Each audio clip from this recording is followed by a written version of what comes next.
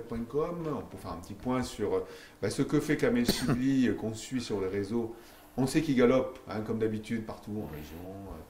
Et il galope aussi en Ariège. Donc des sujets chauds en ce moment à la région, depuis quand même quelques mois, hein, depuis qu'on est touché par cette pandémie du Covid-19. La région s'implique lourdement sur plein de sujets. Hein. Vous êtes au front dans tous les sujets de la région. On va parler, avant de parler de la spécialité et de la compétence, hein, donc de Kamel Chibli qui s'occupe de la jeunesse et du sport, sur les efforts que fait la région sur le développement économique. On sait que cette crise a apporté des opportunités pour certaines entreprises auxquelles on ne croyait plus, hein, notamment celle du textile, et puis sous-traitance aéronautique est assez importante sur l'Ariège également, qui, elle, par contre, est peut-être un peu plus en difficulté. Est-ce qu'on peut en parler? Oui, vous avez décrit la situation, hein, une crise sanitaire que l'on connaît depuis maintenant un an, hein, qui frappe notre région, notre pays, notre territoire. Le département de l'Ariège subit aussi de plein fouet, puisqu'on a tous connu la mono-industrie, hein, qui était très présente sur ce territoire-là, notamment textile, la papeterie, l'aluminium, et on savait tous très bien que la mono-industrie est parfois très dangereuse, dans le sens où quand on dépend que d'une seule industrie, c'est compliqué. Au-delà de ça, l'industrie qui s'est développée sur le territoire, c'est l'aéronautique et la sous-traitance de l'aéronautique, qui effectivement a permis de créer de nombreux emplois, hein, sur ce département, y compris d'ailleurs dans le pays d'Olme, qui a connu jadis le textile. Et donc force est de constater qu'il y a besoin d'un accompagnement. C'est pour ça que dans le plan aéronautique qu'a porté Carole Delga aux côtés du préfet de région, était aussi pour un accompagnement. Donc il y a bien sûr l'accompagnement sur le chômage partiel qui permet aux entreprises de ne pas licencier. Il y a aussi l'initiative de la région qui est se former plutôt que licencier. C'est-à-dire dire aux entreprises ne licencient pas, on les met en formation, et il y a des formations nécessaires. Et bien évidemment, ça évite le licenciement. Alors forcément, la crise sanitaire fait des malheureux, elle fait des heureux, si j'ose dire, puisque quelque part, on réécrit un peu l'histoire ici en Pays d'Olme et dans ce territoire, le textile, qui a quand même fortement été impacté. Et c'est vrai que parfois, la crise sanitaire, on dit, elle peut être source d'opportunités. Ça a été le cas, puisqu'il y avait des besoins de masques. Nous avons l'avantage d'avoir encore quelques entreprises, qui maîtrisent totalement l'unité textile, qui sont des anciens ingénieurs du textile.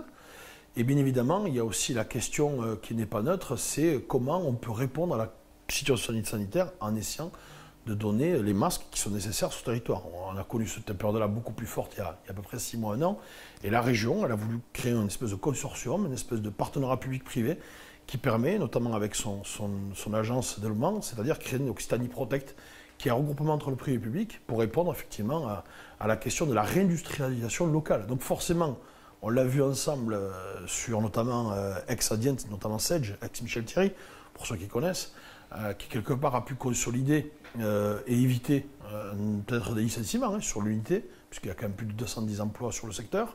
Et puis derrière, il y a aussi d'autres projets avec des masques locaux, avec du tissu local, qui permet notamment de faire un certain nombre de textiles, made in Ariège, je dirais même made in Pays d'Olme en Occitanie. Et on a vu qu'il y a eu des embauches derrière, de femmes couturières, de femmes qui ont peut-être pu, et j'en ai croisé quelques-unes que je connais d'ailleurs quand on a visité avec Carole Delga l'entreprise, qui étaient au chômage encore il y a quelques mois et qui aujourd'hui ont trouvé une opportunité dans un contexte économique très complexe. Bien, ça c'est pour le côté industriel. Donc Kamel, vous vous occupez des jeunes. Les jeunes, on sait que c'est pas simple aujourd'hui d'être un jeune étudiant, jeune dans un lycée, avec une ouverture sur un bac ou une ouverture professionnelle qui n'est pas du tout claire en ce moment. Donc je sais que la région fait des efforts déjà pour les aider au quotidien. On parlait de mobilité, il me semble, il y a quelques semaines. Ça, j'aimerais bien qu'on en parle avec vous. Et également, trouver un stage. On sait que en ce moment, c'est la grosse galère pour trouver des stages, pour tout ce qui est lycéen comme études supérieures. Que fait la région sur cet aspect des choses? On peut parler éventuellement d'orientation aussi. Oui, d'abord, vous touchez un point sensible, c'est que les premiers impactés par la crise sont quand même les jeunes. D'abord, on parle parfois de génération sacrifiée. C'est des propos qui sont repris dans la presse régulièrement. Des jeunes qui ne savent pas s'ils vont avoir leur bac, si leur bac sera de même qualité que leurs prédécesseurs. Ceux qui considèrent qu'ils avaient pris des options, notamment pour certains emplois, et que ces emplois aujourd'hui sont menacés. Donc il y a une espèce d'incertitude et d'inquiétude généralisée sur une jeunesse qui aujourd'hui est en souffrance, en perte de repères, une précarité aussi, quand on voit les jeunes étudiants qui aujourd'hui ne peuvent pas avoir les fameux jobs que l'on connaît dans la restauration, dans d'autres secteurs, Donc forcément ne peuvent pas subvenir à leurs besoins, ça veut dire payer leur logement, ça veut dire payer leurs études, même si c'est en arrêt, et parfois certains même utiliser ces aides-là pour aider leur propre famille. Donc il y a un constat de difficulté. La question de la mobilité, on est dans l'Ariège, on sait ce que c'est, elle est essentielle. Quand je dis mobilité, c'est au-delà de la mobilité en Ariège, c'est aller découvrir ce qui se passe ailleurs. Notre territoire s'est enrichi de la diversité des populations qui ont migré ici, mais aussi d'aller voir ce qui se passe dans d'autres territoires. La région Occitanie, aujourd'hui, elle est immense. Elle part des Hautes-Pyrénées jusqu'au territoire du Gard. Et les jeunes ont peut-être vocation aussi à aller dans les métropoles, voir, découvrir les manifestations spectacles culturels, sportifs. Donc du coup, l'initiative de la région et qu'a initié Carole Degas, qui est une expérimentation, c'est le système de gratuité, en tout cas on veut tendre vers la gratuité des transports pour les jeunes, donc, dont vous parlez, parce que la mobilité est un frein pour beaucoup de jeunes, est une vraie difficulté et c'est une vraie discrimination. Donc c'est aussi permettre à ces jeunes-là de découvrir. La question, ça c'est pour les questions de mobilité, mais néanmoins ça ne remet pas en situation la difficulté qu'ont les jeunes aujourd'hui de pouvoir savoir, j'allais dire, à quelle source ils vont être mangés. Et ça c'est l'inquiétude, on a encore fait, j'étais à Montpellier avec un certain nombre de jeunes qui portent un certain nombre de projets, mais qui sont inquiets aussi. La question du stage, c'est le premier échec pour un jeune. Vous savez qu'on a dans la région Occitanie quasiment 8000 jeunes en échec scolaire, ce qui est quand même considérable. Et aujourd'hui, parfois l'échec, c'est le premier stage, en troisième. On a tous le souvenir de nos proches ou de nos enfants, pour ceux qui sont papa ou maman, un jeune qui n'a pas pu trouver un stage parce qu'il n'a pas le bon réseau, il n'a pas les bons contacts, il n'a pas le bon piston. Et donc forcément, la volonté de la région et de la présidente est de dire on va créer un groupe d'entreprises, de chefs d'entreprise qui ont envie de se porter volontaires pour accueillir des stagiaires et dire aux jeunes sur une application, parce que maintenant on est tous sur des applications, on fait rencontrer, j'allais dire switcher ou se matcher, je ne sais pas comment on dit, matcher les jeunes ainsi que les entreprises. Ce qui veut dire que moi je suis jeune, je n'ai pas de réseau, je n'ai pas de contact, je vais faire un stage dans la peinture, je m'inscris sur cette application de la région et ça me permet de dire je veux un stage en peinture. Et là-dessus, dans mon département, on m'identifie une entreprise de peinture qui cherche un stagiaire et qui est capable de me prendre. Donc ça, c'est une manière aussi de renforcer d'abord la possibilité à nos jeunes de pouvoir ne pas se sentir exclus, de ne pas se sentir totalement oubliés. Et ça donne vraiment une opportunité pour ces jeunes de s'insérer dans la vie active. Alors même si le contexte économique et social est complexe, mais je crois que ce qui est important par rapport à la jeunesse, Eric, et ce qui me paraît essentiel, c'est de vraiment considérer que les jeunes, il faut faire avec les jeunes et pas pour les jeunes. Pour les jeunes, c'est enfermer les jeunes dans une case. Faire avec, c'est amener les jeunes à co-construire un véritable projet. Et c'est ce qu'on essaie de faire au niveau d'Occitanie. C'est pour ça que la question du transport scolaire, qui sera gratuit dans moins d'un an pour l'ensemble des enfants, de la maternelle jusqu'au lycée, c'est pour ça que la carte jeune aussi, à Occitanie, que vous connaissez, avec les ordis gratuits, les manuels scolaires, est une manière aussi d'accompagner les jeunes et leurs familles sur leur pouvoir d'achat, mais ne pas aussi qu'ils se sentent discriminés parce qu'ils n'ont pas le bon outil, parce qu'ils n'ont pas les moyens. Voilà, c'est une manière aussi de travailler sur l'égalité. Merci. Donc, je sais qu'il y a de nombreux sujets. Donc beaucoup de sujets. Traiter, hein, malheureusement.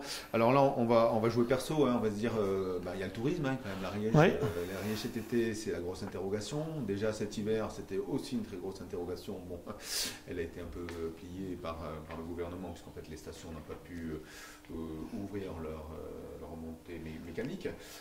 Donc là, l'été arrive, les restaurants sont fermés. On sait que la région a une politique vis-à-vis des Pyrénées, hein, donc la Riche dans les Pyrénées. Est-ce qu'on peut un petit peu rappeler cette histoire-là sur la compagnie des Pyrénées, les investissements que fait la région pour développer, et puis qu'est-ce qui va se passer, qu'est-ce que vous allez faire pour cet été, pour le tourisme en Ariège? D'abord, il faut faire une rétrospective sur ce qui s'est passé l'été dernier. On était après le confinement et on a vite vu que les montagnes et le patrimoine naturel que nous avons aujourd'hui étaient signes de prospérité, puisqu'effectivement beaucoup de gens, de citadins, si j'ose dire, sont venus découvrir nos montagnes. Le côté découverte de la nature a été quelque chose d'extraordinaire. On l'a tous vu, tous les gîtes, les chambres d'hôtes ont été pris d'assaut. Donc ça veut dire aussi que quelque part, il y a une véritable destination. Le vrai sujet derrière, c'est transformer la destination en développement économique. Et ça, c'est un sujet. L'Ariège est bien concerné. On a quand même, il y a du travail, mais on est quand même en retard. Il faut qu'on se dise les choses.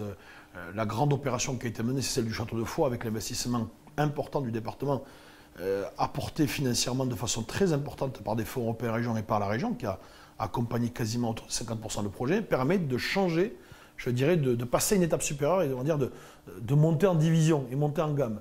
Le vrai sujet, c'est ça, c'est monter en gamme. Donc forcément, la question touristique, puisqu'on dépend beaucoup dans nos stations de sport d'hiver de la saison hivernale, a été a été mise en difficulté, même si beaucoup de touristes sont allés, mais ils pouvaient peu consommer, si ce n'est louer, voire commander, emporter. Le seul bénéfice aujourd'hui, c'est le plateau de Bay, donc c'est le ski de fond, le ski nordique qu'on appelle, qui a quelque part profité parce qu'il a développé énormément, mais néanmoins les stations de sport d'hiver ont été très fragilisées. Alors il y aura des aides de l'État, des compensations, mais ça ne suffira pas parce que si vous prenez toute la partie restauration, toute la partie loisirs aujourd'hui, et tous ces jeunes qui profitaient pour avoir un job de saison, ça aujourd'hui ça n'existe pas et ça n'a pas existé malheureusement. La compagnie des Pyrénées, c'est aussi quelque part en dehors de la crise qui est un sujet majeur. Le vrai sujet aussi, c'est la question des 4 saisons. C'est pour ça que je fais l'été et l'hiver. On voit bien que quand on voit la fréquentation de cet été, on voit bien qu'il y a un potentiel de développement l'été. Pas que l'été d'ailleurs, le printemps aussi. Donc ça, c'est un travail qu'on essaie d'amener avec les stations de sport d'hiver. Et la compagnie des Pyrénées dont vous avez parlé, Eric, est un moyen pour accompagner les stations, d'abord à travailler ensemble, parce que vous n'avez pas échappé que les stations ne sont pas dotées de la même manière. Vous ne pouvez pas comparer les stations d'Axe les Trois Domaines avec les stations des Monts-d'Olme ou de Guzet. Les moyens ne sont pas les mêmes.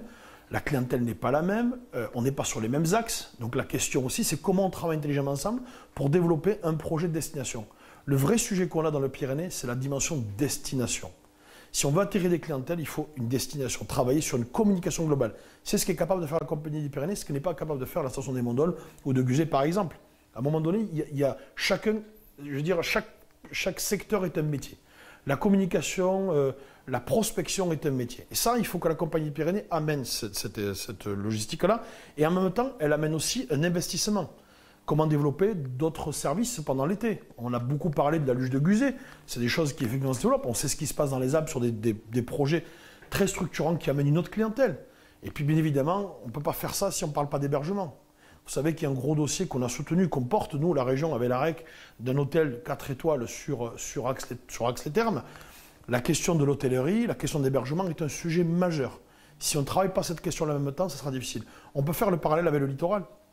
Pourquoi l'Espagne se développe? Parce que vous avez des destinations, la Costa da Brava, la Costa del Sol.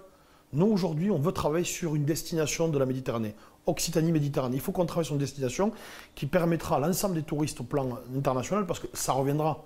La crise, elle affaiblit, elle nous met en difficulté, elle met un coup d'arrêt à tout ce secteur-là, mais ça redémarrera et ça risque de redémarrer très très fort.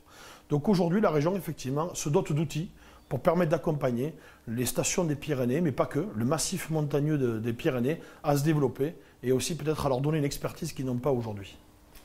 Allez, merci pour cette petite mise au point. Donc on va entamer le dernier sujet, mais qui n'est pas le moindre. Ce sont les régionales de 2021. Donc à un moment donné, on ne savait pas trop si elles allaient être décalées dans le temps. Bon, a priori, on est sur juin, donc ça y est, ça commence à se préparer tout ça. On sait que c'est compliqué, hein, c'est une grosse région déjà. Oui, c'est un pays, c'est quasiment un pays. C'est la première élection où on aura finalisé plus ou moins le projet régional. Donc c'est quoi l'enjeu pour Kamel, pour la région? C'est une vaste question. D'abord, il faut qu'on soit clair. Les habitants de notre région, de notre département, ne sont pas du tout focalisés sur les échéances électorales. Je veux dire, la préoccupation de ceux qui nous écoutent là aujourd'hui, c'est plutôt la situation sanitaire, le vaccin, l'épidémie, la pandémie, la sécurité sanitaire, la sécurité de l'emploi, qui est un sujet majeur. C'est, voilà, est-ce que mon fils va trouver un travail? Est-ce que mon fils va pouvoir faire des études? Voilà, il faut qu'on soit humble en la matière et ne pas donner le sentiment qu'on n'est préoccupé que par les élections. Néanmoins, il faut que la démocratie puisse se vivre et puisse fonctionner. C'est le système de notre constitution, de notre démocratie. Donc il y a une élection qui est prévue, qui a été bien sûr votée et par au journal officiel du 13 au 20 juin. Donc nous, vous savez qu'on est sortant, donc on a fait un travail pendant 5 ans avec Carole Delga et sa majorité. Nous aurons à un moment donné la situation pour présenter ce qu'on a fait et présenter ce que l'on souhaite faire. Mais pour répondre à cette question de la campagne, en tout cas des élections, ce qu'on a voulu faire pour aussi, par question de respect à ce que les gens ne comprendraient pas qu'on se mobilise sur le terrain dans une question ou dans une situation où la crise sanitaire est au plus fort. Donc on a créé cette plateforme auquel j'invite ceux qui nous écoutent modestement, qui permet dans une situation de crise sanitaire de pouvoir contribuer, parce qu'il ne vous a pas échappé non plus que depuis 5 ans, notre ADN, alors tout le monde en parle à toutes les sauces, la participation des habitants a été vraiment quelque part notre ADN pendant ces 5 ans. Du nom de la région jusqu'à la Convention citoyenne, en passant sur les états généraux du rail et de l'intermodalité, en passant aussi sur l'alimentation, sur la question des circuits courts, des produits locaux. Donc forcément, La plateforme citoyenne qu'on a lancée il y a à peu près 3 semaines est un outil qui va permettre, en contexte de crise sanitaire, aux habitants de cette région de pouvoir donner leur avis, proposer une réflexion, une idée, voter même voter sur d'autres idées. Donc voilà, on a lancé cet outil-là. Pour l'instant, je pense que les habitants de ce département comme de la région nous demandent d'être à la tâche et à la fonction. Donc le temps n'est pas à la campagne, même s'il y a une élection qui arrivera dans à peu près 3 mois.